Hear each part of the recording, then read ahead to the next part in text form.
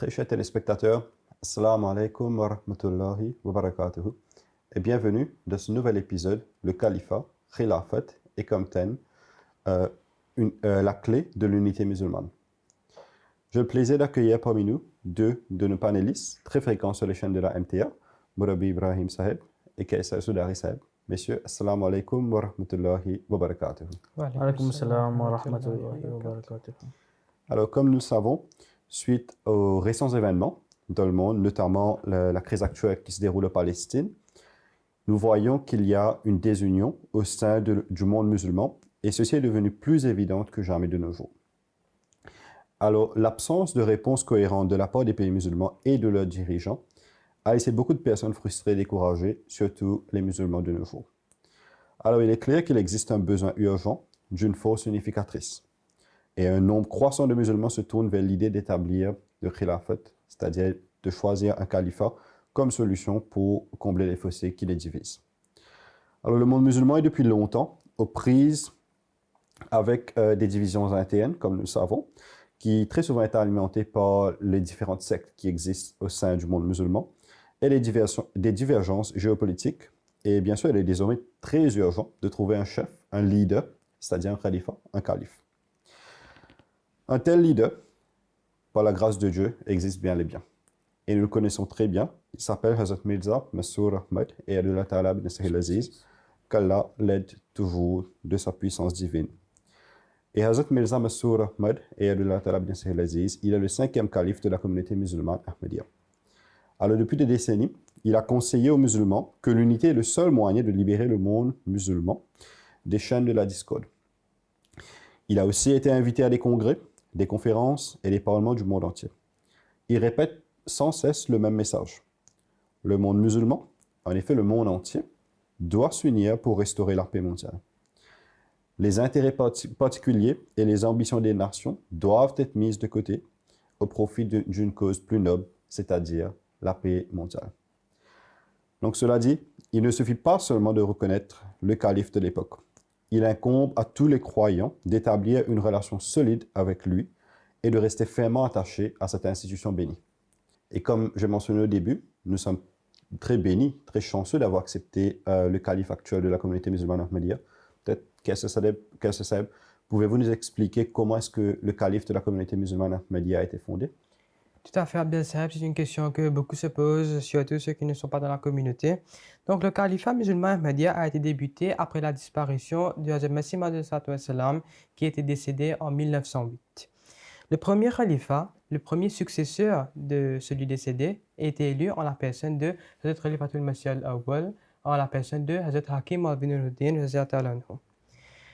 Et ce même calife, expliquant l'importance du califat, il compara la relation des croyants avec l'imam à un mot entre les mains de celui qui le prépare pour l'enterrement. Donc voilà, avec l'extrémité, avec l'intensité dans laquelle il a décrit cela. Plus devant, il dit « Votre état entre les mains de l'imam devait être comme un corps entre les mains d'un russell, celui qui va laver votre corps avant l'enterrement. Tous vos objets et souhaits devraient être éteints, et vous devriez vous attacher à l'imam comme des chars sont attachés à une locomotive. Alors, voyez par vous-même si vous le sortez des ténèbres ou non. Soyez donc reconnaissants pour ce bienfait, car la gratitude augmente les bienfaits. » Cela se trouve dans Khutbat Tenour, page 131. Suivi du décès du premier calife en 1914, nous avons eu le deuxième calife de la communauté musulmane qui a continué la succession de notre communauté. Le deuxième calife a décrit le califat, lui, comme la corde d'Allah. A décrit ça littéralement comme une corde d'Allah. S'y accrocher fermement mène au progrès, à la prospérité, de l'honneur. Soyez extrêmement conscients du fait que le califat est Hablullah, et Hablullah c'est un mot utilisé dans le Saint-Coran. Ça veut dire la corde d'Allah. La corde d'Allah, et voilà, la corde d'Allah. C'est une telle corde de Dieu que s'y accrocher seul vous mènera au progrès. Donc, clairement, il est mis ici que s'accrocher avec la corde d'Allah, c'est ça la clé du progrès. Quiconque la lâchera sera détruit.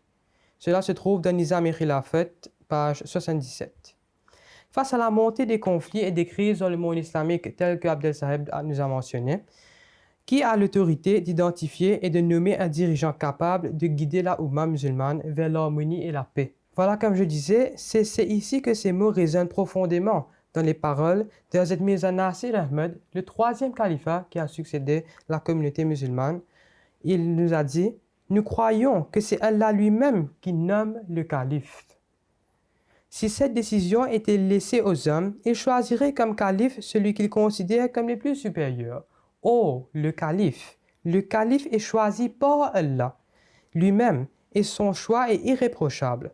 Puis Allah le soulève et le place sur ses genoux.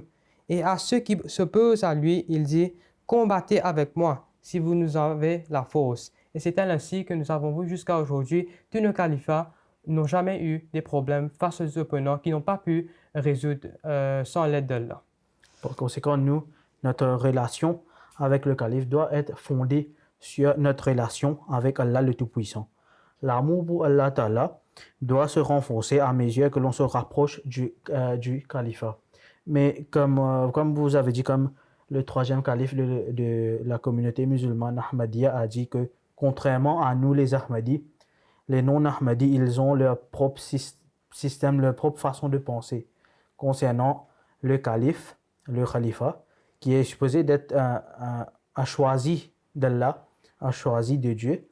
Alors, c'était en 1972, si je ne me trompe pas, tous les leaders musulmans des pays musulmans se sont réunis, comme ils ont appelé une genre de summit. Et là-bas, leur but, c'était de faire du tort à notre khalifa et aussi d'élire un khalifa pour les guider, pour les unir. Parce qu'eux aussi, ils sont divisés en des sectes. Mais leur seule chose commune, c'est leur opposition envers la Jamaat Ahmadiyya. Alors, ils ont réuni les rois, les premiers ministres des pays musulmans. Alors, qu'est-ce qui s'est passé? Juste après cette réunion, peut-être de la même année ou bien des années qui se sont en suivi, chacun de ces leaders ont trouvé la mort dans des façons surnaturelles. Comme s'ils ne sont pas morts par la vieillesse, ou ils sont morts soit des accidents, soit quelqu'un les a assassinés. Alors on voit que pas seulement Allah a choisi le khalifa, mais si quelqu'un veut faire du tort au khalifa aussi, c'est Allah Ta'ala qui le protège. Dans la Jamaat Ahmadiyya, on a aussi des personnes qui revendiquent avoir eu des signes ou bien ils ont vu dans des rêves avant qu'ils allaient voter pour le khalifa. Mais des gens des différents pays ont raconté des signes qu'ils ont eus quand ils étaient en train d'aller pour voter pour le khalifa, que ça montre que ces signes c'était depuis Allah Ta'ala, parce que c'est Allah Ta'ala qui choisit le calife. Alors, en effet, comme vous avez très bien dit, messieurs, ces signes sont très souvent vus dans la communauté musulmane Ahmadiyya très souvent à travers des rêves que les gens y font. Et Mourabi Saheb, peut-être pouvez-vous nous donner une référence du Saint-Coran où Allah Ta'ala nous explique le système du califat, ou nous promet le système du califat plutôt? Évidemment, Abdel Saheb, c'est comme vous voyez sur vos écrans, dans le chapitre 24, verset 56, Surat An-Nur, le verset qui est connu comme Ayat Istikhlaf, là où Allah Ta'ala promet l'établissement du khilafat jusqu'à la fin du temps. Et dans le même verset, Allah Ta'ala, il promet aussi que il va changer la peur des musulmans en sécurité. Et d'autres changements positifs auront lieu avec l'établissement du khilafat. Et ça, le verset a été révélé à l'époque du saint prophète, que la paix soit sur lui. Alors, il n'y avait pas encore le système de khilafat al-Amin Haji Nabouat après le saint prophète, que la paix soit sur lui. Alors, c'est après sa mort, comme on a vu, malheureusement, au début c'était peu, et puis ça a continué à augmenter. Et il y avait eu des dissensions, quelques discordes. Des gens n'étaient pas vraiment unis, les musulmans n'étaient pas vraiment unis comme ils étaient à l'époque du saint prophète, que la paix soit sur lui. Mais c'est à ce moment-là même que Hazrat Abu Bakr, radiallahu anhu, il s'est levé et Allah l'a choisi comme un khalifa, le calife.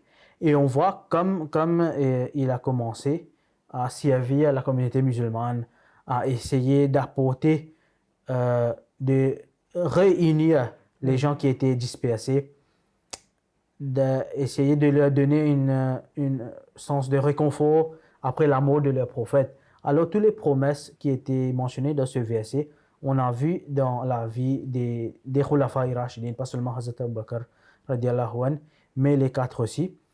Hazrat Abu Bakr, radiallahu anhu, il a commencé à unir les musulmans, désolé, et puis il y avait, comme aussi la communauté musulmane était en train de grandir dans l'Arabie en entier. Et après, les autres califes ont fait la conquête des autres pays, qu'eux aussi ils sont convertis en islam, la plupart des gens. Et à ce moment-là, c'était pas aussi facile de faire le tarbiyat des gens. Alors, il y avait beaucoup de gens qui ont accepté l'islam, mais ils n'ont pas connu cette vraie spiritualité que les compagnons, les sahaba, radiallahu anhum, ont connu quand ils étaient dans la présence du prophète, que la paix soit sur lui. Alors, malheureusement, cette discorde a recommencé parmi certains gens qui n'étaient pas proches du calife, mais qui se prenaient pour des musulmans. Alors, comme on a vu qu'après le troisième et quatrième calife, il y avait beaucoup de conflits parmi les musulmans. Ils ont même tué les califes à la dernier moment. Et c'est pour cette raison que Allah Ta'ala a montré sa colère que pendant des siècles, on n'a pas eu de calife sur terre. C'est après 14 siècles, avec l'arrivée du Hazrat Masih Maud le Messie promis, qu'Allah Ta'ala a rétabli le khilafat. Et comme au début, les khulafa, les khalifatul Masih, eux aussi, ils sont venus comme une clé de l'unité pour les musulmans. Ils ont fait ce travail d'unir les musulmans parmi tous les pays, même des pays arabes. Ils ont commencé par la Qadian, là où Hazrat Mirza Ghulam Ahmad est apparu. Alors ils ont commencé, et maintenant comme on voit que presque dans tous les pays du monde, on a des musulmans Ahmadis, et on est tous unis sous un seul khilafat. Chaque vendredi, nous écoutons un seul imam à travers le monde. Et les autres musulmans, ils n'ont pas cette chance-là d'avoir un seul leader qui peut diriger toute une communauté musulmane, comme nous avons le khalifa. Et entre parenthèses, au fait, quand je parlais sur les Khulafa'i Rashidin, j'avais oublié de mentionner aussi à l'époque du second calife, Hazrat Umar radiallahu anhu. Le saint prophète. Après le saint prophète. Oui, après le saint prophète, que la paix soit sur lui.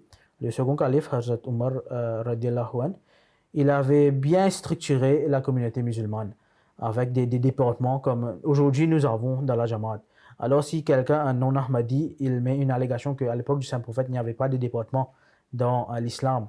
Mais on peut le dire que c'est Hazrat Umar, c'était la pratique de Hazrat Umar de diviser les travaux islamiques en des départements comme nous avons aujourd'hui. Par exemple, le département de Isha, ou bien Talim, Tarbiyat, comme ça. C'était Hazrat Umar radiallahu anhu qui avait vraiment fait ça à l'époque.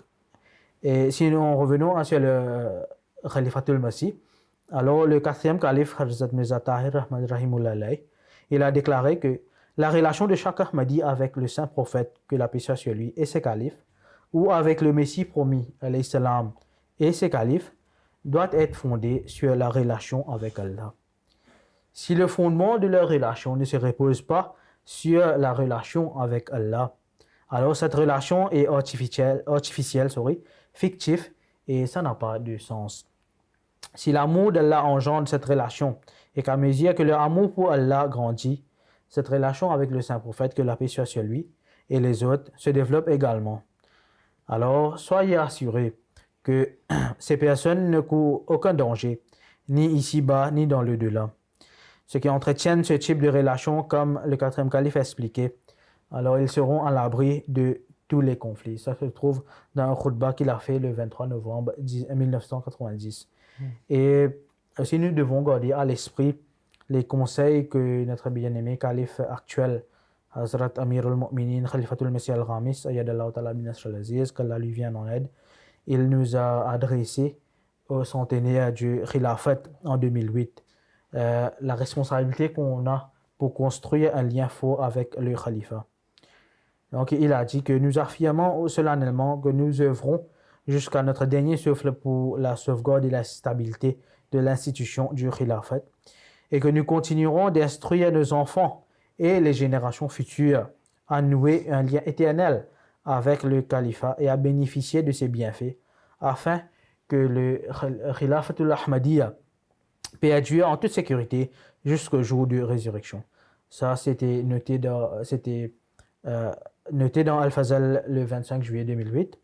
Donc, par essence, le califat est une source d'éternelle de guidance et de bénédiction divine.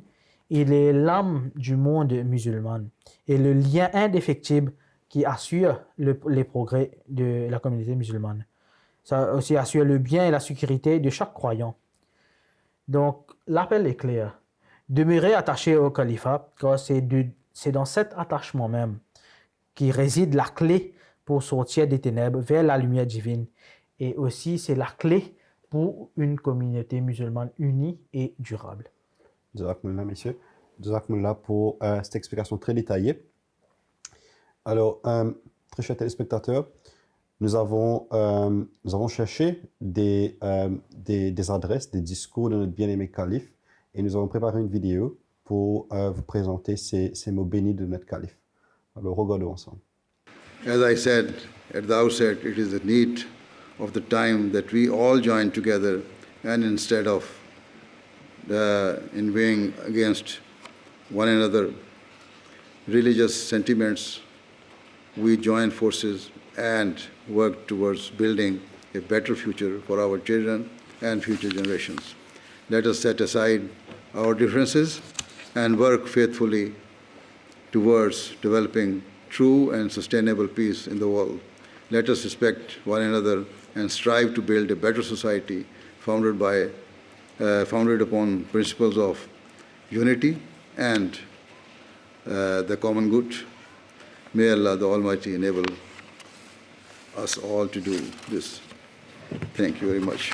Alors, très chers téléspectateurs, j'espère que les mots de notre bien-aimé calife vous ont touché aussi bien qu'elles nous ont touchés. Alors, en suivant les traces de Hazrat Mirza Ghulam Ahmad, le premier imam et imam Mahdi de notre époque, les califes de la Jamaat al-Ahmadiyya, ils ont toujours exhorté les musulmans à s'unir pour la victoire et à la protection des pays et des peuples musulmans, ainsi que l'islam dans son ensemble. Alors, la nécessité de cette unité se fait plus que jamais se sentir aujourd'hui. Et les appels à un califat ont été entendus par tous, même pendant la crise actuelle en Palestine. Alors, face aux récentes atrocités commises contre les Palestiniens, il est très regrettable que les pays musulmans ne soient pas unis pour les défendre. Nous ne constatons pas non plus d'efforts concrets de leur part pour s'attaquer à ce problème majeur qui se développe dans le monde. En effet, l'Organisation de la coopération islamique, c'est-à-dire l'ECI, il a jugé suffisant simplement de condamner l'agression brutale d'Israël contre le peuple palestinien lors d'une réunion d'urgence qui s'était déroulée le 16 mai 2021. Alors, le Premier ministre des Affaires étrangères de le passé a noté Hazrat Chaudhry Zafrullah Khan Sahib, Rezallahu Ta'ala anhu. Il a œuvré avec acharnement pour la cause palestinienne aux Nations Unies. Malheureusement, cette même nation s'est désormais contentée à s'adopter une résolution de condamnation au Parlement. Alors, le conflit actuel a mis en lumière les divergences entre les États musulmans. Et en effet, il est noté dans une presse anglaise, The Guardian, que pour la première fois depuis les nombreux affrontements entre les deux ennemis, l'unité régionale sur les responsabilités et les mesures à prendre pour mettre fin au combat s'est effondrée. Ceci a été rapporté le 17 mai 2021. Alors peut-être, pouvez-vous nous expliquer comment est-ce que le calife actuel a mené cette campagne mondiale pour l'unité et pour la paix? Donc, tout à fait, Abdelseb, c'est quelque chose de très détaillé. Le calife actuel de notre communauté, Hazrat Mirza Masroor Ahmad et de la Ta'ala bin Aziz, et il a suivi les pas du saint prophète sallallahu alayhi wa sallam et des khulafa qui sont venus avant et aussi ses successeurs pour continuer le même travail qu'ils ont fait, montrant encore une fois que le califat est divinement guidé.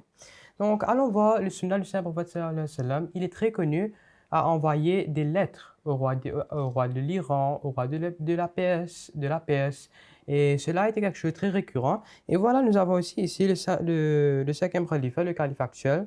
Il envoie des lettres adressées à des dirigeants éminents, politiques et religieux du monde entier, tels que même le pape aussi, les invitant à s'unir et à œuvrer ensemble pour la paix et la sécurité dans le monde. Il a également effectué des tournées dans la plupart des pays du monde et il a même délivré les messages lors des rencontres individuelles avec leurs dirigeants. À plusieurs reprises, nous avons ce genre d'interviews qui passent sur la MTA. Au cours de ses voyages, Huzur, le calife actuel, s'est également adressé à plusieurs reprises aux instances gouvernementales des pays tels que l'Angleterre, l'Allemagne, les États-Unis et même l'Union européenne. Ces discours ont été largement relayés par la presse. Un Peace Symposium se tient à Londres depuis 20 ans. Où les magnifiques conférences de Huzur sur l'unité universelle sont écoutées avec la plus grande attention. Et cela est très, très étonnant aussi que la Jamaat donne un prix de la paix à cette occasion. Un prix de la paix pour quelqu'un qui a fait du travail bon pour le monde.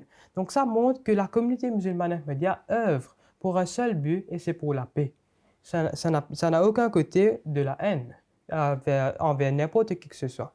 Et telles conférences, une fois par an, sont même diffusées sur la MTA. Et c'est comme je le viens de mentionner, ces prix de la paix sont également décernés chaque année à une personne engagée dans des actions destinées pour la paix mondiale, des messages de l'unité pour l'amour mutuel, le respect et le service à l'humanité. Les efforts considérables du calife pour ouvrir la voie à l'unité universelle en sont de remarquables et efficaces exemples à plusieurs reprises.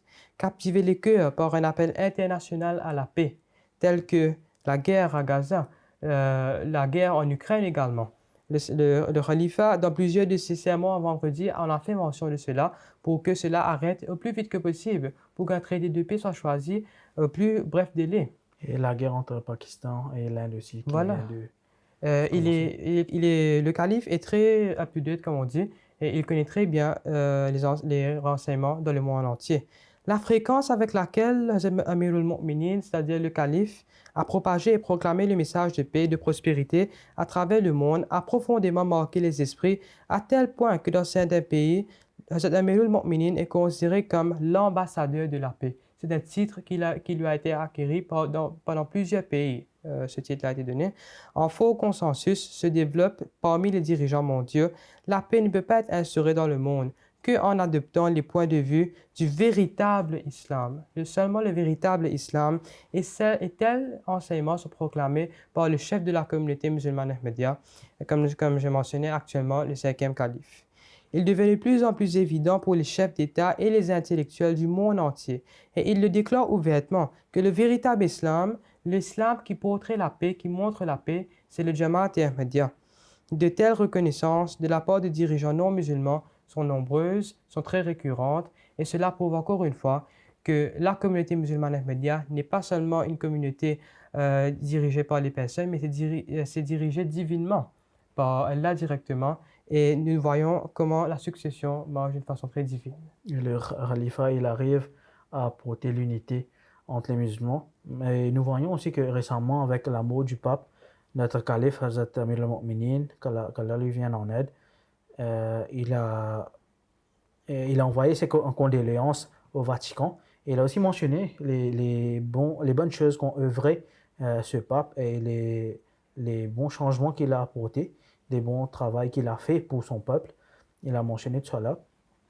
Et aussi, il prie pour le nouveau pape. Et aussi, il y a un autre exemple à propos de ce que Kaiser Saeb a dit concernant comme le Peace Symposium, tout ça. Nous avons aussi la Jalsa Salana annuelle qu'on a chaque année dans chaque pays où il y a la Jamaat. Alors, ça, on a l'occasion d'inviter des non-musulmans, des dignitaires, des ministres. Et pendant 3 jours, le khalifa les adresse et profite de cette situation pour passer un message d'unité dans le monde, comme il fait chaque année.